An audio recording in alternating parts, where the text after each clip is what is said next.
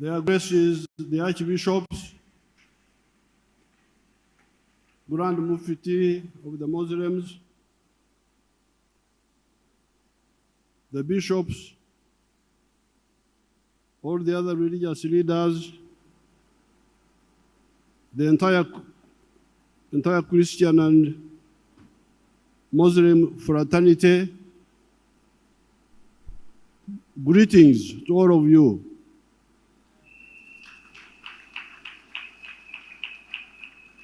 Mwena baramusiza. Kopango. Ope.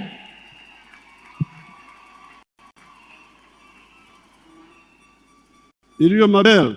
Dio maber. Ebinyera. Kawa.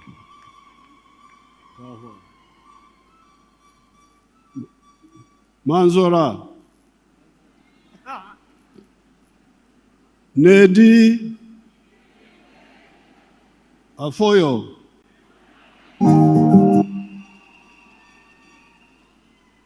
On behalf of the government of Mama Janet and myself, I congratulate all the believers in the new religions that started coming to our ancient societies in 1841, when an Arab from Zanzibar by names of Ahmad bin Ibrahim came to the palace of Kabaka Suna of Uganda and started talking about the Islamic religion. The first white man, Huntington Speak, came in 1862. The Anglicans came in 1877, and the Catholics came in 1879. These new people brought different angles of looking at God. The indigenous religions also believed in Ruhanga Nyamuhanga, or Katonda Owobutonzi, or Rubanga. But they also believed in ancestral spirits, Emizimu, Emisambwa, which the experts should talk about. I have never had time to discuss with the Interreligious Council these issues. Our societies, however, had not heard of Jesus or Muhammad, and the elucidation they brought on this matter. It was therefore wrong for Mwanga to want to kill this new perspective about the supernatural realm. It is good that the young boys and some girls, I'm told, were ready to give up their lives for the freedom of worship, for the new perspective the new religion had brought. That is what all and sundry should know about the Africans of this area. They can sacrifice for legitimate causes they believe in. Indeed, a few days from now, on the 9th of June, we shall be celebrating not only martyrs, but martyrs and heroes that faced Basilio Okero in the village of Chikandwa in 1981.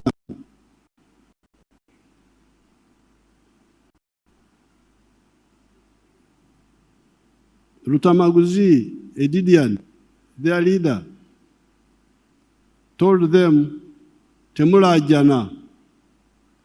Okulajana kyeki mu Luganda? Okulajana kyeki? To lament or what? To lament. That's what Rutamaguzi told his people when Basilio Kero was cutting them with panga. He told them, temulajana, don't lament. The Runyankore would be oktaka. Oktaka. Don't say, please don't kill me, don't kill me. That's what Rutamaguzi told them. In the old Banyankore Bahoro culture, it was common for one to commit suicide, kuita, rather than kwemuka, to betray others or incur shame. Therefore, we, the ancient people of this land, believe in the freedom of worship and not coercing people to believe this in this or that, as long as they do not break the law. We also believe in separating denominational issues from government issues, which are for all the citizens and even non-citizens that find themselves in Uganda. Good enough, Jesus helped us in the book of Mark, chapter 12, verse 17.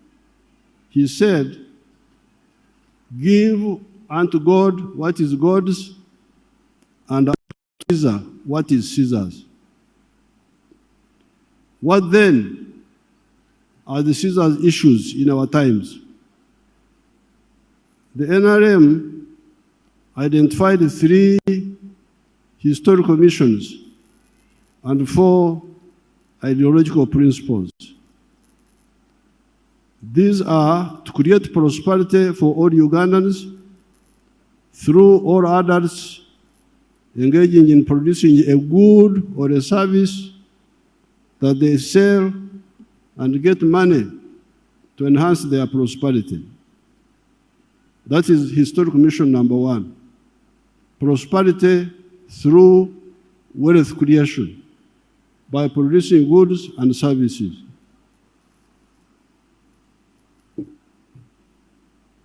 Strategic security for the whole of Africa. And number 3, using the undugu of Africa to achieve the 2. With these 3 historical missions, the next question comes in. The question is, all the others become wealth creators instead of being idlers and beggars, whereby they all produce goods and services.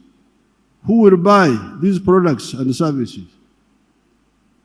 If all the wealth creators produce goods and services, where is the market? Who will buy these products? This is what the NRM analyzed. Are the tribal areas markets and the denominational groups markets big enough to guarantee us a lucrative selling space? Because some people spend a lot of time telling you about tribes, about the denominational differences. Our question is, will those groups be able to absorb all the products we, the wealth creators, produce? History and common sense show us that tribal and sectarian markets are not big enough to guarantee our prosperity. The national market of Uganda will do it better. I don't have time to talk about that, but that's what we have seen. Hence, our ideological principle number one became patriotism. Love Uganda. Why? It is because you need it for your prosperity as a market for your goods and services. However, we soon discovered that even the market of Uganda is not big enough to guarantee our prosperity. Now that Uganda has settled down, we have got surplus production for very many products: milk, bananas, beef, maize, cement, steel products, sugar, blankets, tires, commercial explosives, ceramic tiles, industrial starch, etc., etc. Where do we sell this surplus? The NRM comes in with an answer. Have you heard of East Africa? Have you people heard of East Africa? There's something called East Africa.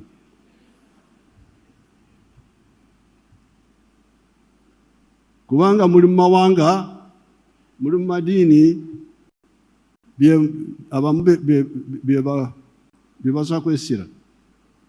Naye ffe tubabuuza, mwali muwuliddeko ekintu kye bayita East Africa? If you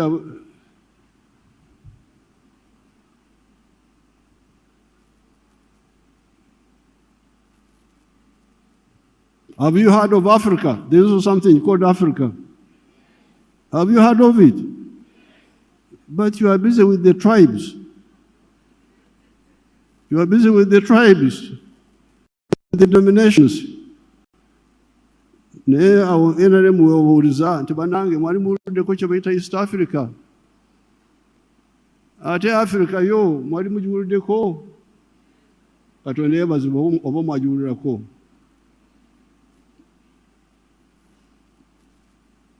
Those people, they can buy all your surplus. Abantu abo aba East Africa, aba Africa, bayinza kugula ebintu byammwe ebidibye. Hence, the second ideological principle of the NRM is Pan-Africanism. Pan-Africanism. Love Africa. Why? It is because you need it for your prosperity.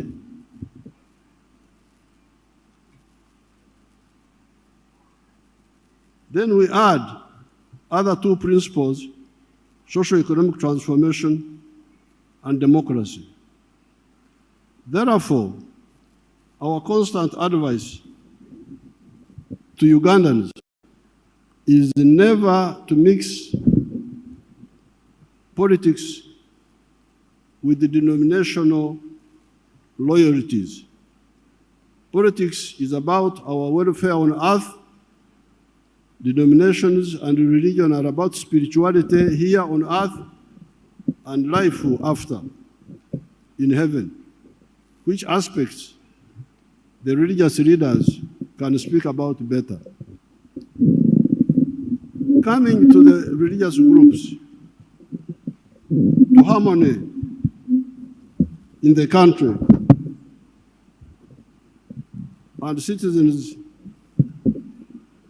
contribution.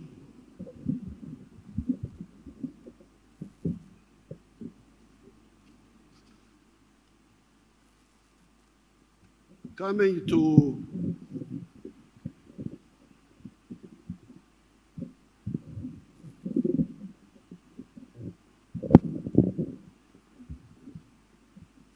to the religious groups, harmony in the country, and the citizens' contribution. As a former president of the Scripture Union, well, I was president of the Scripture Union,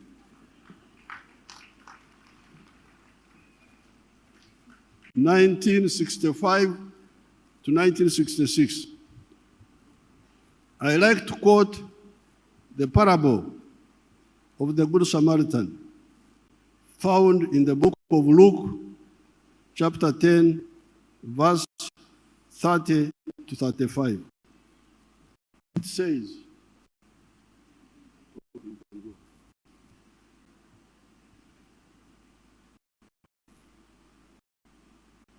that portion, it says, a man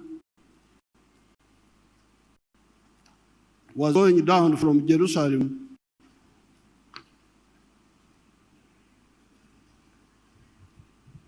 to Jericho when he was attacked by robbers. They stripped him of his clothes, beat him, and went away, leaving him half dead. A priest happened to be going down the same road, and when he saw the man, he passed by on the other side. Likewise, a Levite, when he came to the place and saw him, passed by on the other side. But the Samaritan, as he traveled, came where the man was. And when he saw him, he took pity on him. He went to him, bandaged his wound, put on oil and wine. Then he put the man on his own donkey, brought him to an inn, and took care of him. End of quotes. I am told that the Samaritans were not mixing with the Jews for reasons known to themselves. However, the Samaritan helped the injured man, while his fellow Jews, who were also religious leaders, a Pharisee and a Levite, passed him by, bakamarabaho, bamuyitako. Jesus praised the Samaritan, which enforces another religious teaching, which says that we shall know them by their fruits. We shall judge them by their actions. Coming to religious harmony, as a former president of the Scripture Union, I like to quote the Church of Uganda prayer book on page 207.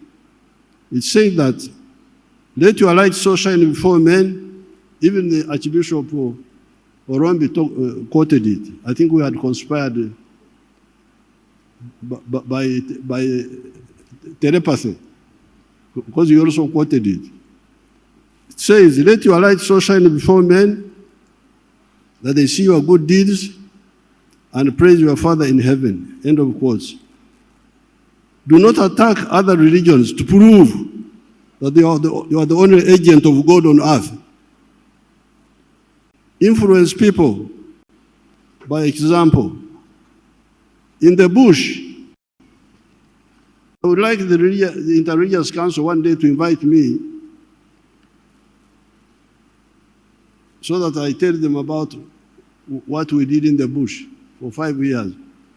In the bush, I lived very closely with the peasants, where you had Catholics at Chijaguzo, Kasana, Anglicans, Chirema, Kufu, Busunju, Timuna, Bachwanga, Kaloke, Muslims, Kangave, Kaumu, and the traditional religion everywhere.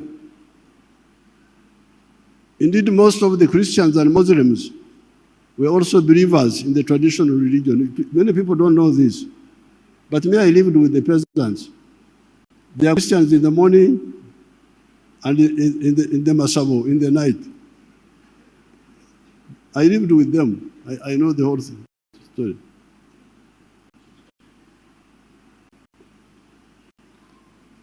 We united all of them around the knowledge of science. What I would do, I would not condemn whatever they are doing, except if it endangered life. Otherwise, okay, what you have said. But now, fighting. And fighting, you need science. Doesn't need superstition. We united all of them around the knowledge of a bullet kills, while prayers help and all read held by a fighter is not protection against bullets. Because sometimes these traditional people will say to our soldiers, if you hold Olumuri, a reed, the bullet will not catch you. Because that is a number. We would say, no, please. You stand there and we shoot you and we. So, would unite them around science. That is how our prominent Mayembists, because the traditional people believe in Mayembe, the horns, they have horns which they throw around. Our prominent Mayembists, Ludovico Galimpitawa, Amayembe Galimpitawa, Ovumijinje, Emundu Tetia Mayembe. That's what Ludovico said. Said the gun does not fear bullets. It does not fear bullets. The bullet does not fear the Mayembe. So by interaction, we're able to influence them, to move in the right direction. However, you could see that a number of times there was a divine intervention on our side. You could see that God was intervening on our side. This confirms our ancestors saying, God helps those who help themselves. This also goes with the parable of the talents. It is also more or less in that line. This year, the government gave the Catholics 3 shillings 2 billion, the Protestants shillings 2 billion, and the Muslims shillings 200 million for this occasion. I directed the government to make this contribution part of the government budget annually. Since many Ugandans participate, since many Ugandans participate, I'm happy to see all of you walking, sitting here.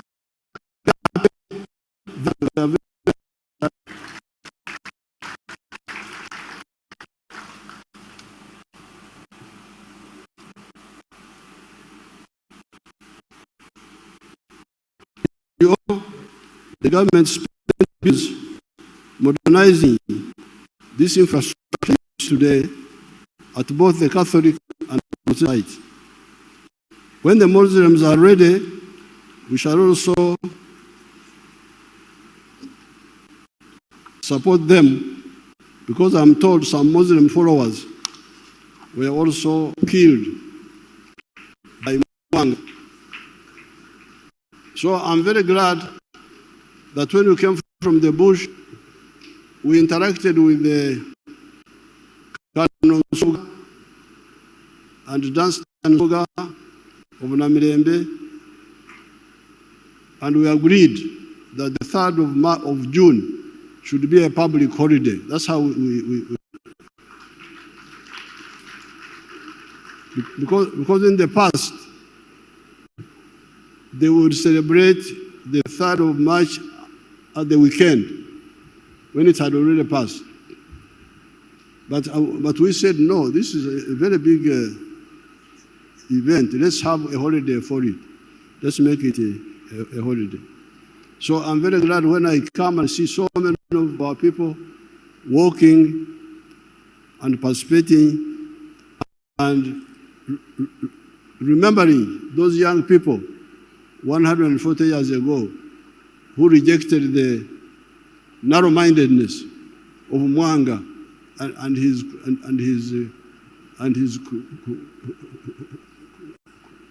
cruelty. So I congratulate everybody. May God bless you, and long live Uganda, long live the freedom of worship. Thank you very much.